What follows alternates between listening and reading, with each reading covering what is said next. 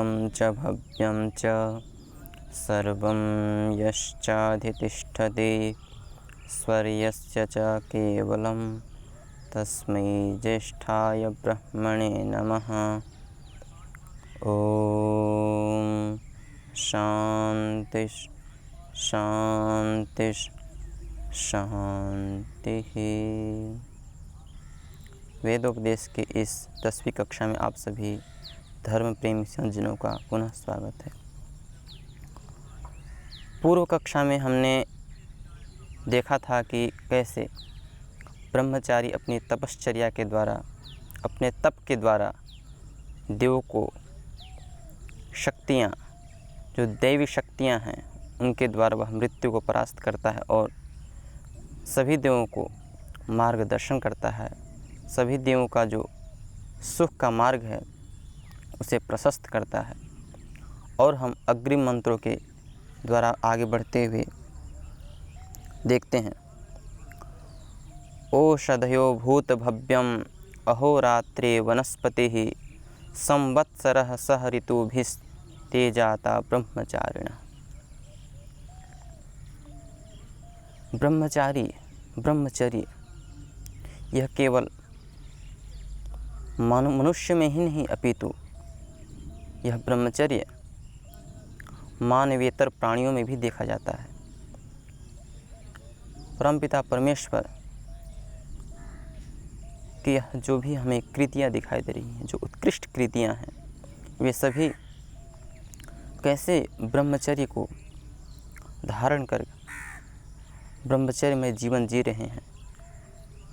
इस मंत्र के द्वारा यह बताया गया कि औषधयः, इस जगत के समस्त औषधियाँ, वनस्पतयः, वन, उपवनों और उद्यानों के वृक्ष, ये सभी अहोरात्रि, दिन और रात, भूत भव्यम, भूत और भविष्यत,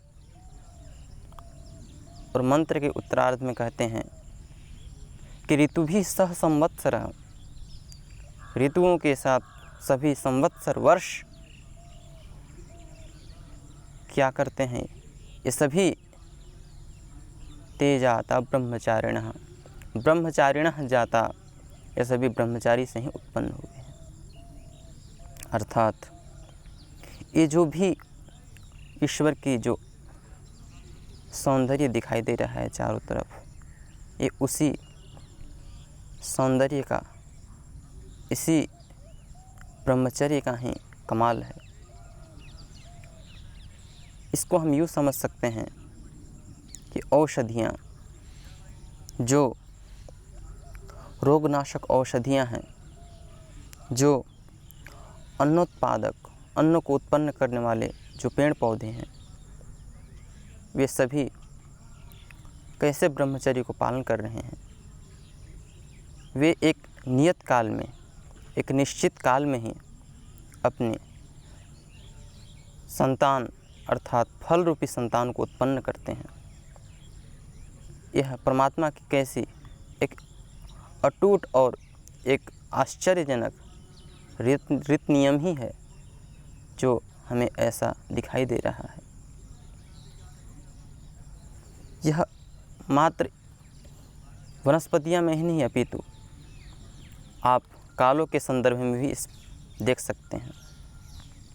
भूतकाल के बाद भविष्यत काल, भूतकाल का नियत काल जब पूर्ण हो जाता है, नियत समय जब पूर्ण हो जाता है, तो फिर भविष्यत काल का आगमन होता है। एक संवत्सर के बाद दूसरा संवत्सर, अर्थात एक संवत्सर जब अपना निश्चित काल पूर्ण कर लेता है तो दूसरे संवत्सर का आगमन होता है।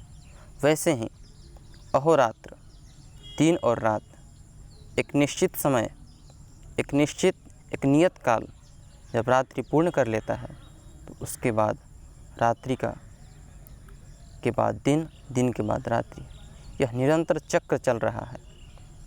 यह कैसे हमें ब्रह्मचर्य की महिमा को बता रहा है। यह ब्रह्मचर्य की महिमा है कि यह संपूर्ण व्यवस्था एक योगमय, एक ऋतुमय नियम की ओर हमें दृष्टिपात करने के लिए संदेश दे रहा है। ब्रह्मचर्य काल मनुष्य जीवन में भी ब्रह्मचर्य, गृहस्थ, वानप्रस्थ और संन्यास, यह एक एक जो स्थिति है वह अपने आप में अनुपमेय है। पर आज हम देख रहे हैं, यूँ तो वह सच्चिदानंद मानवेतर प्राणियों के अपेक्षाकृत मानव को अधिक स्वतंत्रता प्रदान कर रखी है।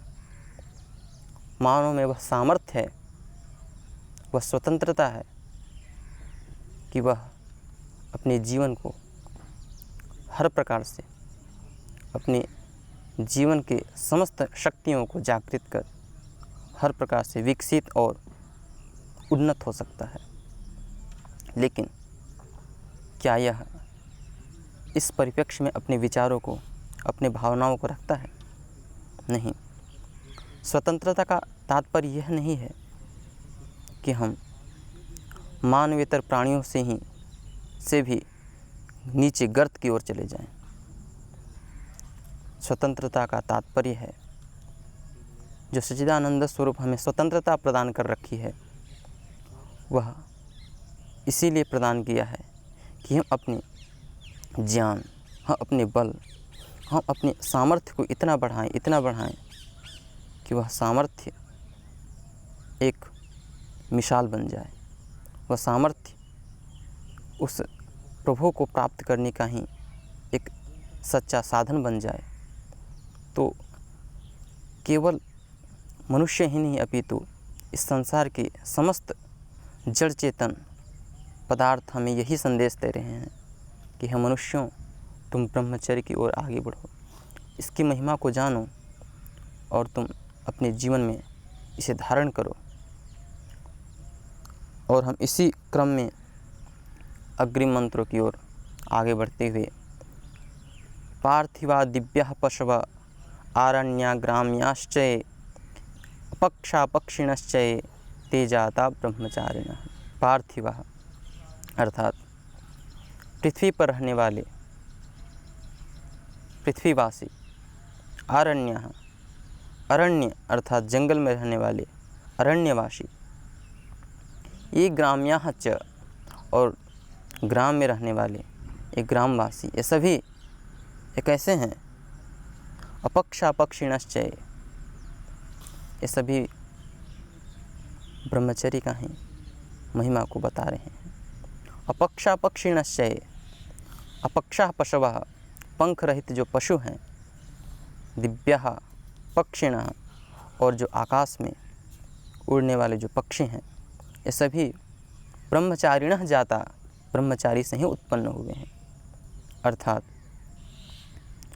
ये जो भी हमें संसार में पशु पक्षी और मानवेतर प्राणी दिखाई दे रहे हैं, वे सभी ब्रह्मचर्य मूलक ही जीवन जीते हुए हमें बार बार यही संदेश दे रहे हैं कि हे मनुष्य, हे मानव, तुम इस ब्रह्मचर्य की शक्ति को, इस ब्रह्मचर्य की दिव्यता को जानो, समझो और अपने जीवन में धारण करो। यह एक एक मंत्र में हम, प्रत्येक मंत्र में हम देख रहे हैं कि कैसे संसार के जड़ चेतन ब्रह्मचर्य की महिमा को ही बखान कर रहे हैं।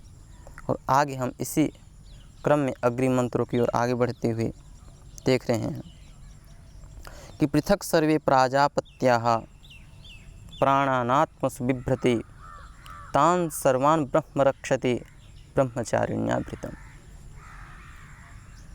कैसा दिव्य संदेश दिया कि प्राजापत्याः सर्वे, प्रजापति अर्थात प्रजाओं का रक्षक, प्रजाओं का स्वामी, जो जगत करता है, जो जगत स्वामी है। प्राजापत्याः सर्वे, प्रजापति से उत्पन्न सभी प्राणी, आत्मसु अपने निज शरीरों में, पृथक पृथक प्राणान बिभर्ति, प्राणों को धारण कर रहे हैं। और आगे कहते हैं कि तान सर्वान ब्रह्म रक्षति, तान सर्वान, और वे सभी प्राणी ब्रह्मचर्य में ही धारित, परिपालित और पोषित हो रहे हैं, और ब्रह्मचारी ब्रह्म ज्ञान द्वारा उसकी रक्षा कर रहा है। ब्रह्मचारी जब ब्रह्मचर्य आश्रम को ग्रहण कर विद्या अध्ययन कर रहा होता है, उस समय जब वह अपनी विद्या को पूर्ण कर लेता है, अपनी विद्या को समाप्त कर लेता है, तो वह उस ज्ञान समुद्र में स्नान करता हुआ वह ब्रह्मचारी उस ज्ञान से इतना प्रकाशित और पुष्पित हो जाता है, उसके अंदर ज्ञान का प्रकाश इतना प्रचंड अखंड हो जाता है कि वह अपने ज्ञान के द्वारा, अपने बल के द्वारा, अपने सामर्थ्य के द्वारा इन सभी प्राणियों की रक्षा करता है। और आगे कहते हैं कि देवानाम एतत् परिश्रुतम अनभ्यारूढ़ चरिति रोचमानम तस्मात् जातम ब्रह्मणं ब्रह्मज्येष्ठं देवाश्च सर्वे अमृतेन साकम्। अनभ्यारूढ़ अर्थात विरोधी शक्तियों के द्वारा अनाक्रांत, जिन्हें विरोधी शक्ति आक्रांत नहीं कर सकता, ऐसा विरोधी शक्तियों के द्वारा अनाक्रांत कौन है? वह देवानाम एतत्, देवों की जो दिव्य शक्तियां हैं उन सब का एतत् परिश्रुतम, यह निचोड़ है, यह सार है। वह सार क्या है? वह ब्रह्मचर्य ही है। देवों का जो सार है, जो सार तत्व है, वह क्या है? वह ब्रह्मचर्य ही है और दूसरा कुछ नहीं है। वह ब्रह्मचर्य रोचमानम, चमकता हुआ वह ब्रह्मचारी उस ब्रह्मचर्य को धारण करता हुआ इस संसार में चरति, सर्वत्र विचरण करता है। और आगे कहते हैं कि तस्मात् जातम, उस ब्रह्मचारी से ब्रह्म संबंधी श्रेष्ठ ज्ञान, वेद ज्ञान प्रकट होता है, और वह वेद ज्ञान के द्वारा समस्त जगत के दुख, क्लेश, अज्ञान को मिटाकर और सर्वत्र दिव्यता का ही आधान करता है। तो कैसे यह ब्रह्मचर्य की महिमा है? आप प्रत्येक मंत्र में देख रहे हैं कि हर मंत्र, वेद की हर ऋचाएँ उसी ब्रह्मचर्य की महिमा को एक के बाद एक बखान करते हुए हमें बार बार यही संदेश दे रहे हैं कि तुम इसकी महिमा को जानो। और आगे हम इसी क्रम में अग्रिम मंत्रों की ओर आगे बढ़ते हुए कि ब्रह्मचारी ब्रह्म भ्राजत बिभर्ति तस्मिन् देवा अधिविश्वे समोताः प्राणापानो जनयन्नाद्यानं वाचं मनोहृदयं ब्रह्ममेधाम्। ब्रह्मचारी भ्राजत, वह चमकता हुआ ब्रह्मचारी ब्रह्म बिभर्ति, ब्रह्म अर्थात वेद ज्ञान को धारण करता है, पोषण करता है। तस्मिन् देवा अधिविश्वे समोताः, तस्मिन् अधि, और उस वेद में ही विश्वे सभी दिव्य शक्तियाँ, विश्वे देवाः सभी दिव्य शक्तियाँ समोताः ओतप्रोत हो रहे हैं। प्राणापानो जनयन नाद्यानम, और वह ब्रह्मचारी प्राण और अपान, ज्ञान, वाणी, मन, हृदय, ब्रह्म मेधा, ये सभी उस ब्रह्मचारी से ही प्रकट होते हैं। तात्पर्य यह है कि वेद समस्त विद्याओं का ही मूल है। हम बार बार सुनते हैं कि वेद सब सत्य विद्या और जो पदार्थ विद्या से जाने जाते हैं उन सब का आदि मूल परमेश्वर है। हम यह बार बार शास्त्रों के द्वारा, वेद मंत्रों के द्वारा सुनते हैं, लेकिन क्या आपने इस वाक्य पर कभी विचार किया? क्या इस संदेश पर आपने कभी मीमांसा की? यदि इस संदेश में यदि आप बुद्धिपूर्वक विचार करेंगे, मीमांसा करेंगे, तो आप इसी संदेश पर पहुँचेंगे कि यह समस्त जगत, जो भी विद्याएं हैं, हर प्रकार की विद्या, चाहे वह धनुर्विद्या हो, चाहे वह क्षत्र विद्या हो, संसार की सभी विद्याएं वेद मूलक ही हैं। वेद से ही यह समस्त विद्याएं उत्पन्न हुई, समस्त विद्याओं का विस्तार हुआ। ऐसे वेद को धारण करने वाला ब्रह्मचारी, उस ब्रह्मचारी में दिव्यता कैसे नहीं हो सकती। वही ब्रह्मचारी दिव्यता को धारण कर इस संसार में दिव्यता का आधान करने का अधिकारी होता है। अर्थात वेद, जो वेदोक्त पथ पर चलता है, जो वेद विहित कर्म को करता है, शम श्रुतेन गमे मही माँ श्रुतेन विराधेसी मयि एव अस्तु मयि श्रुतम। वेद का ये दिव्य ऋचा हमें यही संदेश दे रही है कि शम श्रुतेन गमे मही, हमने जो सुना है, हमने जो जाना है, यह एवं वेद स एवं भवति। जो हम जान रहे हैं हम वही हो जाएं। यद अनंतरम तद बाह्यम, यद बाह्यम तद अनंतरम। एक के बाद एक ऋचाएँ शब्दांतर के साथ, वाक्यांतर के साथ हमें यही संदेश दे रहे हैं। यूँ तो संदेश का जो लक्ष्य है वह एक ही है, केवल शब्दों का भेद है। जो अंदर है वही बाहर हो हमारा, जो बाहर है वही अंदर हो हमारा। यही तो जीवन का परम लक्ष्य है। और हम आगे देखते हैं कि चक्षुः श्रोत्रम यशो अस्मासु दह्यन्नम रेतो लोहितम उदरम। सबसे उत्तम और दिव्य संदेश इस मंत्र के माध्यम से दिया कि अस्मासु, हे ब्रह्मचारियों, हम में चक्षु, श्रोत्र, यश अर्थात कीर्ति, अन्नम, रेतस और लोहित प्रदान करो। लोहित का आधान करो। चक्षु की मांग की, श्रोत्र का मांग किया। क्या मनुष्य के पास चक्षु नहीं है? क्या मनुष्य के पास श्रोत्र नहीं है? लेकिन यह मांग करने की आवश्यकता क्यों पड़ती है? आवश्यकता इसलिए पड़ रही है कि चक्षु होते हुए भी हम उस परम तत्व को देख नहीं पा रहे हैं।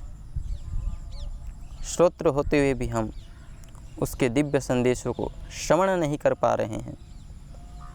महाभाष्यकार महर्षि पतंजलि कहते हैं, क्या कहते हैं कि उतत्वः पश्यन्न ददर्श वाचम, उतत्वः शृण्वन्न शृणोति नाम, उतत्वस्मै तन्वं विसस्रे जायो पत्य उशति सुवासः। उतत्वः, एक वे लोग होते हैं जो देखते हुए भी नहीं देखते, जो सुनते हुए भी नहीं सुनते। यह मंत्र का जो पूर्वार्ध है, यह अविद्वानों के लिए कहा। और एक वे लोग होते हैं जो हर प्रकार से, हर तरह से इस परमपिता परमेश्वर के रीति नियम को जानते हैं। चाया पत्ती इशति सुवासा, यह कितनी उत्तम और उत्कृष्ट उपमा दी कि जाया पत्ते कामयमानाः, जैसे जाया पति की कामना करते हुए अपने स्वरूप को प्रकाशित कर देती है, वैसे ज्ञानी के समक्ष, ज्ञानी के सामने यह समस्त प्रकृति का सौंदर्य उपस्थित हो जाता है और वह प्रकाशित हो जाता है। और ज्ञानी उसे हर प्रकार से देखते हुए वह निरंतर उसी दिव्य और ज्ञानमय स्थिति में जीता है। आगे देखते हैं कि तानि कल्पत ब्रह्मचारी सलिलस्य पृष्ठे तपोतिष्ठ तप्यमानः समुद्रे सस्नातो बभ्रुः पिंगलः पृथिव्यां बहु रोचते। अब ब्रह्मचारी तपोतिष्ठ तप्यमानः समुद्रे, तपश्चर्या करता हुआ जब वह ज्ञान समुद्र में पूर्ण रूप से स्नातक हो जाता है, तो वह स्नातक होकर जब इस संसार में आता है वह इतना चमकता है, वह उस वेद ज्ञान को धारण कर वह इतना चमकता है, इतना प्रकाशित होता है कि उससे सभी मनुष्यों को वह प्रकाश प्राप्त होता है। वह सभी मनुष्यों को, मानवेतर प्राणियों को भी वह कल्याण करता है। तो हमने देखा कैसे ब्रह्मचर्य हमारे जीवन के लिए और इस जगत के उत्कर्ष के लिए आवश्यक हो सकता है। निश्चय ही जिस दिन हम इस ब्रह्मचर्य को अपने जीवन में, अपने मन को, अपने इंद्रियों को संयम कर जितेंद्रिय होकर जीवन जीने लग जाएंगे, उसी दिन हम उस परमपिता परमेश्वर के उस परम सुख को, उस परम सौंदर्य को, उस परम ऐश्वर्य को अवश्य प्राप्त कर सकेंगे। इन्हीं मंत्रों के साथ हम इस कक्षा को यहीं पे विराम करते हैं। ओम शांति शांति शांति।